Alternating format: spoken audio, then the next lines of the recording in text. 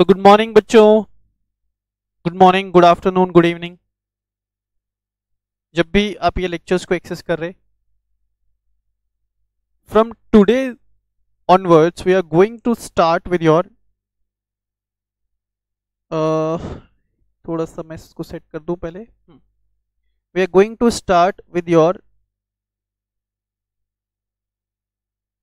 The companies act 2013, the companies act 2013। ठीक है, क्या पढ़ने वाले अपन? Companies act 2013।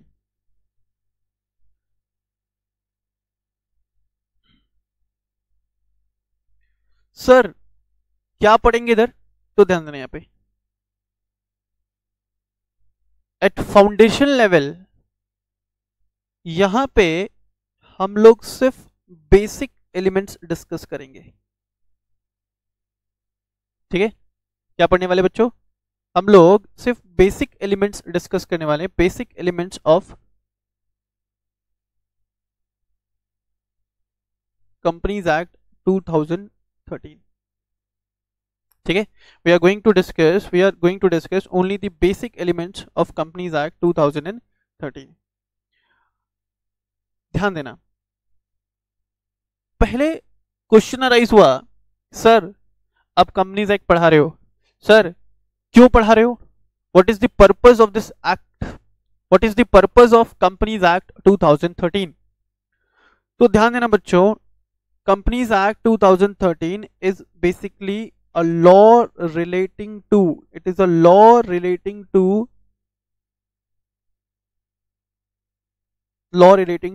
regulating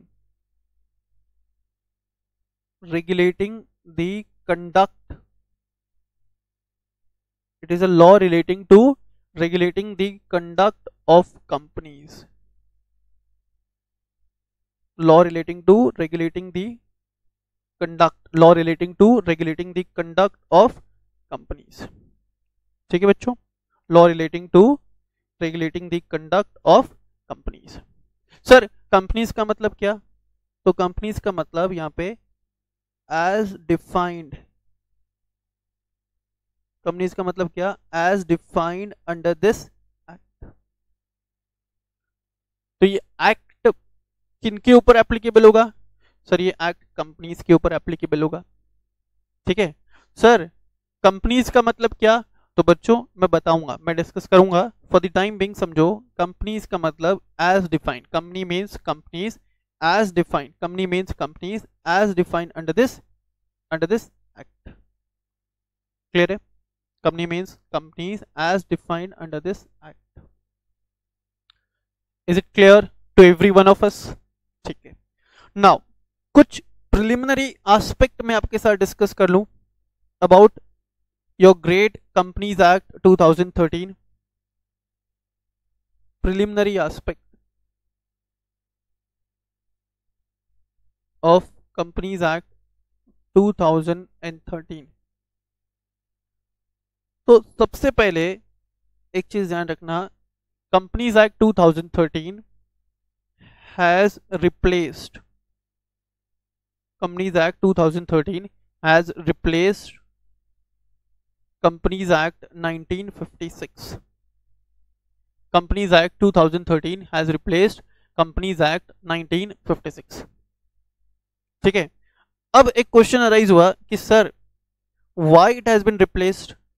आपने बताया दैट कंपनीज एक्ट 2013 ने रिप्लेस किया कंपनीज एक्ट 1956 को। Next question arises, why it has been replaced? Sir why it has been replaced? तो मुझे एक बात बताओ, तुम में से कितने लोग मोबाइल फोन यूज करते हो? सर ये कैसा क्वेश्चन है, हम तो सभी मोबाइल फोन यूज करते हैं। ठीक है, फिर एक और बात बताओ, जो मोबाइल फोन अभी तुम यूज कर रहे हो, क्या वो तुम्हारे लाइफ का फर्स्ट मोबाइल फोन है? तो कोई स्टूडेंट बोलता है कि हाँ सर ये हमारे लाइफ का फर्स्ट मोबाइल फोन है, कोई स्टूडेंट बोलता है कि नहीं सर सेकंड है, कोई बोलता है थर्ड है, कोई बोलता है फोर्थ है। अब जो स्टूडेंट मुझे बोलता है सेकंड है, थर्ड है या फोर्थ है, it means that student has kept on updating their mobile phone, that student has kept on updating their mobile phone. The question arises, why they have kept on updating their mobile phone? Sir because जो हमारा पुराना phone था ना, it has become outdated. Sir because जो हमारा पुराना phone था ना, it has become outdated, so we felt a need to update our mobile phone, and as a result of which we have purchased a new mobile phone. As a result of which we have purchased a new mobile phone. बहुत अच्छी बात है। जैसे तुमको need feel हुआ अपने mobile phone को update करने का, in the same manner government को भी नीड फील हुआ to update the law relating to the regulation of conduct of companies, that is companies act. In the same manner government authorities या government को भी need feel हुआ to update the existing companies act. मेरा बात समझ में आ रहा है क्या? हाँ जी सर। एक और चीज ध्यान रखना, अब होता है ना यार, कंपनीज एक्ट 1956 तो 1956 में आया था सर, एंड 1956 में जो बिजनेस करने के तौर तरीके थे, जो बिजनेस एनवायरनमेंट थे, जो बिजनेस एनवायरनमेंट के फैक्टर्स थे, वो काफी डिफरेंट थे when it is being compared with the factors prevailing in 2013 or business environment prevailing in 2013.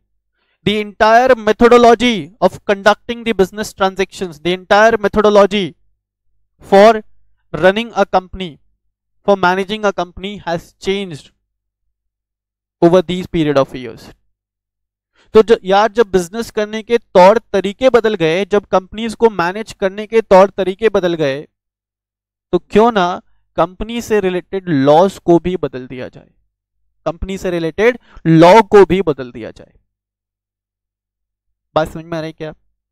बात समझ में आ रही क्या?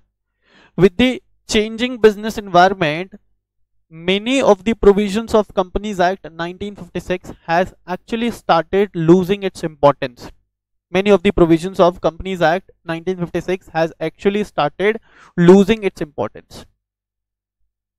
As a result of which a need was felt to amend the existing law. ठीक है? As a result of which a need was felt to amend the existing law.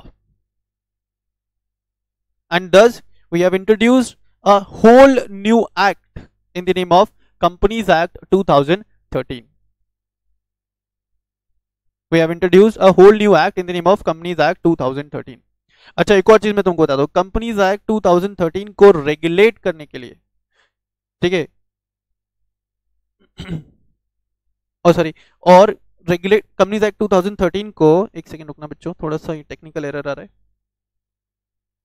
हाँ, companies act 2013 के provisions को regulate करने के लिए इस act के अंदर दो अथॉरिटीज को कॉन्स्टिट्यूट किया गया। पहला अथॉरिटी था एनसीएलटी और दूसरा अथॉरिटी है NCLAT. These two authorities have been constituted under this act. क्या बोला सर ने? These two authorities have been constituted under this act in order to regulate the provisions of this act. एक चीज ध्यान रखना, कोई भी एक्ट जब बनता है ना, या कोई भी लॉ जब बनता है, तो उन एक्ट्स के प्रोविजन को रेगुलेट करने के लिए, उन एक्ट्स के प्रोविजंस को रेगुलेट करने के लिए रेगुलेटरी अथॉरिटीज भी कॉन्स्टिट्यूट किया जाता है under the act. And for the purpose of regulating the provisions of companies act 2013, NCLT and NCLAT have been constituted. ठीक है, एक और चीज, companies act 2013 comes under the purview of ministry of corporate affairs, जिसको तुम in short क्या बोलते हो? MCA। ठीक है, it comes under the purview of ministry of corporate affairs. अगर कंपनीज एक्ट के प्रोविजंस में कोई भी चेंजेस लाना है, कोई भी अमेंडमेंट लाना है, कोई भी नया प्रोविजंस इंट्रोड्यूस करना है, ठीक है, तो वो प्रोविजंस लाना या अमेंडमेंट लाना, कोई भी एग्जिस्टिंग प्रोविजंस को डिलीट करना, इन सब का पावर किसके पास है? मिनिस्ट्री ऑफ कॉर्पोरेट अफेयर्स के पास। बात समझ में आ रहा है क्या? Companies act 2013 comes under the purview of ministry of corporate affairs. ठीक है बच्चों? हाँ सर। एक और चीज, अब देखोगे यहां पे ठीक है, अब ध्यान देना यहाँ पे, this act, so called your companies act 2013, this act has came into enforcement,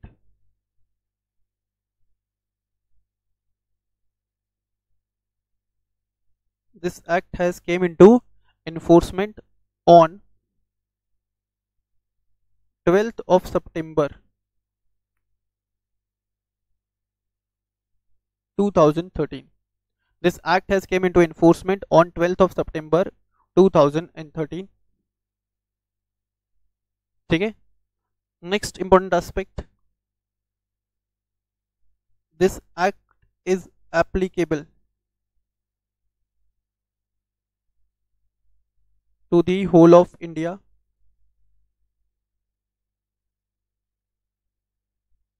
This act is applicable to the whole of India and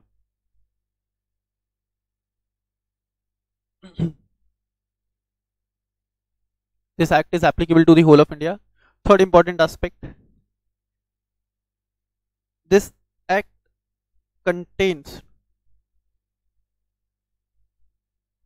470 sections.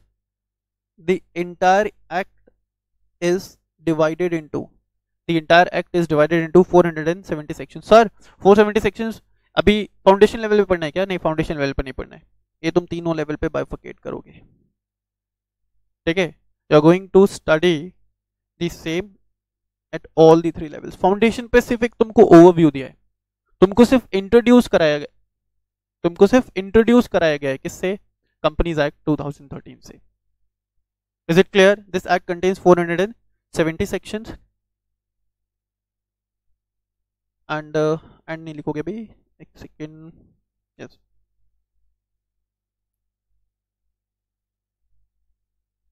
Seven schedules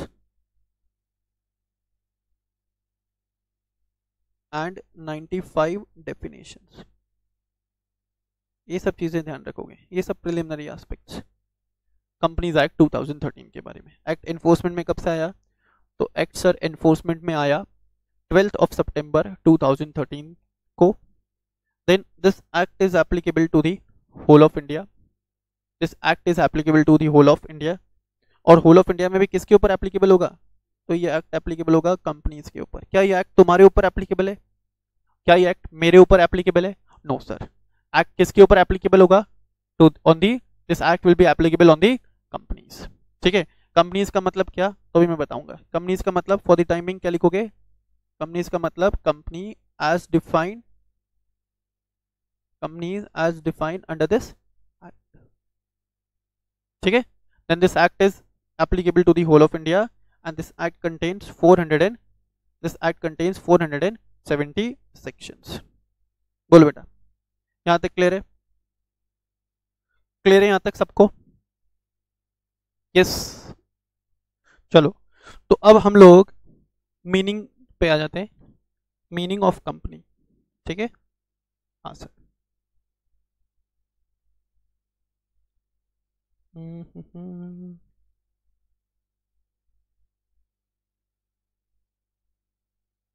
yes,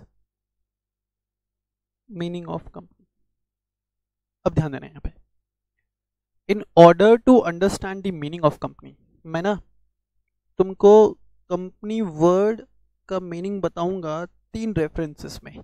ठीक है, we will check the meaning of the term company in 3 references. पहला है historical meaning of this term company, then historical meaning के बाद हो गया general meaning. In general what a person understand. ठीक है, और what a person interpret जब भी वो वर्ड सुनता है क्या? कंपनी. और थर्ड हम लोग पढ़ेंगे स्टैट्यूटरी मीनिंग. स्टैट्यूटरी मीनिंग मतलब meaning as per law. Statutory meaning as per law. ठीक है, हाँ जी सर. तो ध्यान देना यहाँ पे, सबसे पहले आता है बच्चों हिस्टोरिकल मीनिंग। सबसे पहले क्या आ गया? Historical meaning. Historical meaning check करोगे, ये जो वर्ड है company, this word company is actually derived, this word company has been actually derived from two Latin words, ठीक है? फर्स्ट है com and second one is panis, ठीक है? com and panis। com का मतलब होता है टुगेदर, ठीक है? com means together and panis का मतलब यहाँ पे ब्रेड। तो अगर मैं लिटरल मीनिंग निकालना चाहूं ऑफ द टर्म कंपनी, अगर मैं लिटरल मीनिंग फाइंड आउट करना चाहूं ऑफ द वर्ड कंपनी, तो इसका लिटरल मीनिंग निकलेगा बच्चों, it means, company means the association of person, company means the association of persons who took their meals, together। literal meaning of the term company, literal meaning of the term company क्या होने वाला है? the association of person who took their meals together। देखो पुराने जमाने में क्या हुआ करता था, people used to meet and they used to discuss their business, people used to meet and they used to discuss their business, or business activities। तो वहीं से ये टर्म डेराइव हुआ, क्या? कंपनी, ठीक है?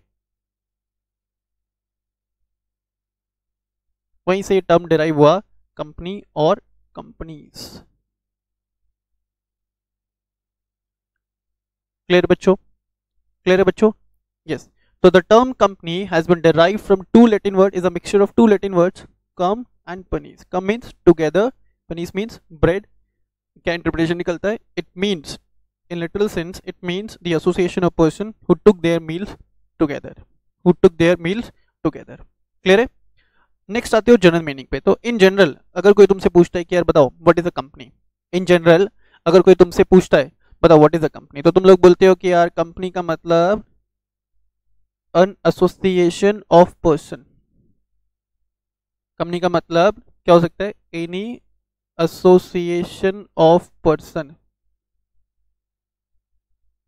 और persons, any association of persons, ठीक है? अभी जो पर्सन्स है ना वो नेचुरल हो सकते हैं एज वेल एज आर्टिफिशियल भी हो सकते हैं, ठीक है?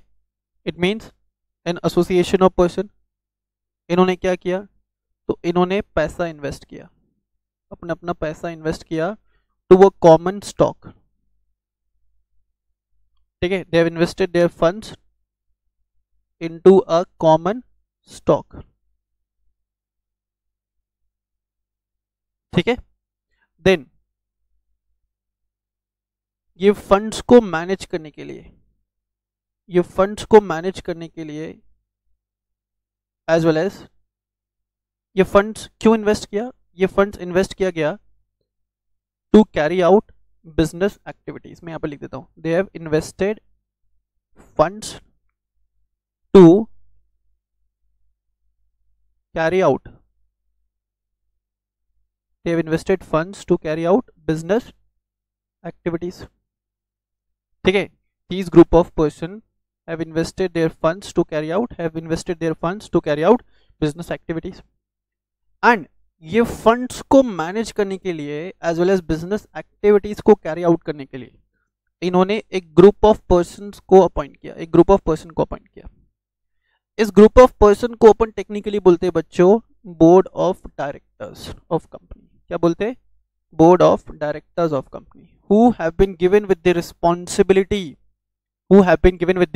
Responsibility to manage the who have been given with the responsibilities to manage the affairs of the company, to manage the affairs of the company as well as to manage the funds of the company.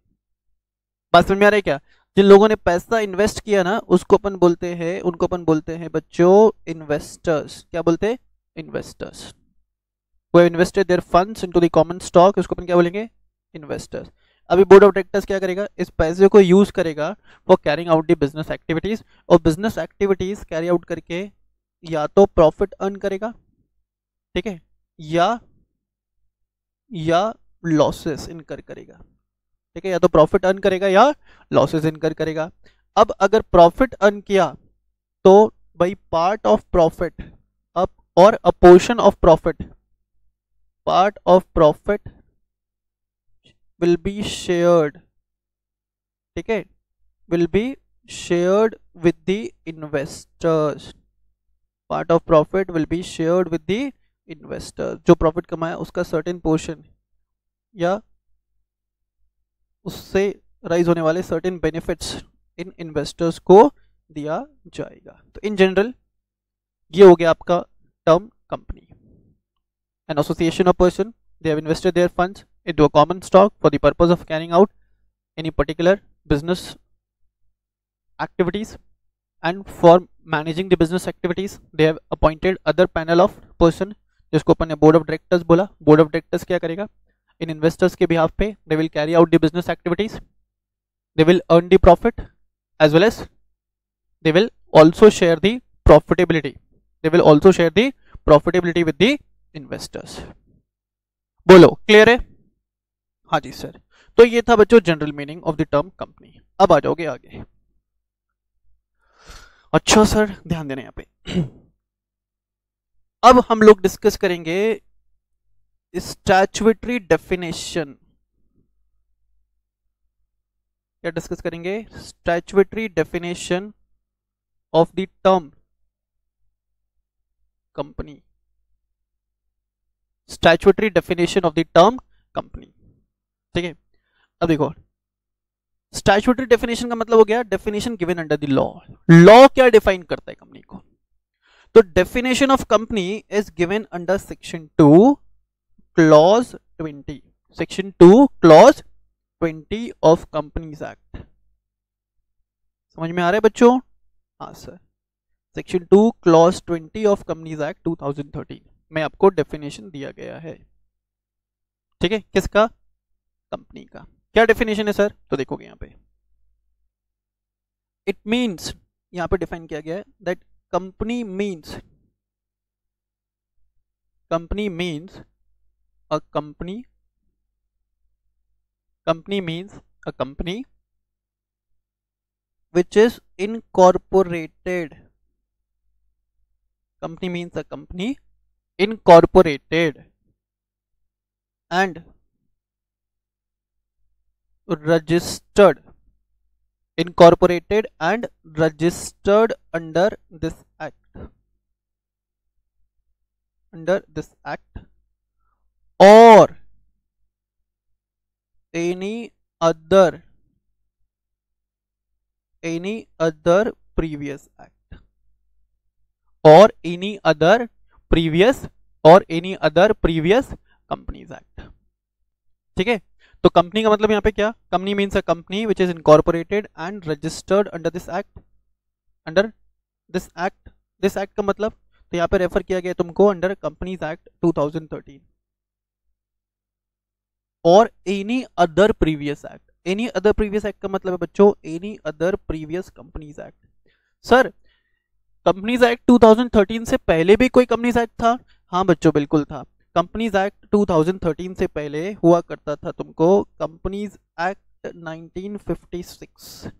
क्या हुआ करता था बच्चों? Companies act 1956, ठीक है. Sir companies act 1956 से भी पहले कोई एक्ट था? हाँ बच्चों वहां पे था तुमको कंपनीज एक्ट 1913, कंपनीज एक्ट 1913, ठीक है. सर कंपनीज एक्ट 1930 से पहले भी कोई एक्ट था? बिल्कुल बच्चों कंपनीज एक्ट 1850. इतना पुराना स्टोरी है कंपनीज एक्ट का। अब देखो ये डेफिनेशन का टेक्निकल एनालिसिस। ये डेफिनेशन क्या बोलता है कि भाई हम सिर्फ उन्हीं कंपनीज को कंपनी मानने वाले, हम सिर्फ उन्हीं कंपनीज को कंपनी मानने वाले which is incorporated, which are incorporated and registered. तो दो एसेंशियल एलिमेंट है यहां पे, दो एसेंशियल एलिमेंट। पहला एसेंशियल एलिमेंट था बच्चों incorporation, it must be incorporated. दूसरा एसेंशियल एलिमेंट है रजिस्टर्ड। मतलब कि यार सर अगर कोई भी कंपनी इनकॉर्पोरेटेड है प्लस रजिस्टर्ड नहीं है, इनकॉर्पोरेटेड तो है बट रजिस्टर्ड नहीं है, ठीक है, अगर कंपनी इनकॉर्पोरेटेड है बट रजिस्टर्ड नहीं है तो भाई हम उसको कंपनी नहीं मानेंगे, हम उसको कंपनी नहीं मानेंगे as per companies act 2013। Clear है बच्चों? हाँ जी सर। तो दो important element, incorporation plus registration under this act. कौन सा एक्ट? कंपनीज एक्ट 2013 और any other previous companies act. तो मान लो कि अगर यार कोई कंपनी कंपनीज एक्ट 1956 में रजिस्टर्ड है तो वो भी कंपनी है, अगर कोई कंपनी कंपनीज एक्ट 1913 में रजिस्टर्ड है वो भी कंपनी है, अगर कोई कंपनी 150 साल 200 साल पुराना कंपनी है, रजिस्टर्ड अंडर 1850 एक्ट है, वो भी कंपनी है। Is it clear? Is it clear? हाँ जी सर। नाउ अब इस डेफिनेशन को मैं और ज्यादा डीप एनालिसिस करूं अगर ये रजिस्ट्रेशन का, अगर ये सॉरी डेफिनेशन का, तो मैं दो कंक्लूजन्स और ड्रॉ कर सकता हूं। क्या सर? ध्यान देना, यहाँ पे स्पेस है क्या? हाँ, यहाँ पे मैं लिख देता हूं, as per this definition foreign company is not included.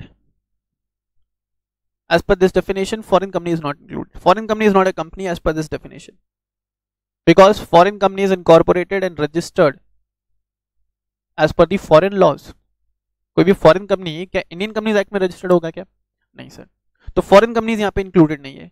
Plus there is no concept like, इस दुनिया में ऐसा कोई कंसेप्ट ही नहीं है। कौन सा कंसेप्ट सर? अनरजिस्टर्ड कंपनी का। अनरजिस्टर्ड पार्टनरशिप फर्म हो सकता है, अनरजिस्टर्ड पार्टनरशिप फर्म हो सकता है, बट अनरजिस्टर्ड कभी भी कंपनी नहीं होगा sir. Is it clear? Is it clear? There is no concept like unregistered company. ठीक है, ठीक है बच्चों? हाँ सर। तो कंपनीज एक्ट किसके ऊपर एप्लीकेबल होने वाला है? कंपनीज के ऊपर। कंपनीज क्या? Which are defined under section 2 clause 20, which are defined under section 2 clause 20 of this act. क्या डेफिनेशन दिया sir? Company means a company incorporated and registered. Company means a company incorporated and registered under this act. This act में किसको refer कर रहे हैं अपन? Companies act 2013 और any other previous act. Previous act में किसको रेफर किया? आइदर 1956 या उससे भी पहले, या उससे भी पहले 1930 और 1850। Is it clear? क्लियर है बच्चों? हाँ जी सर।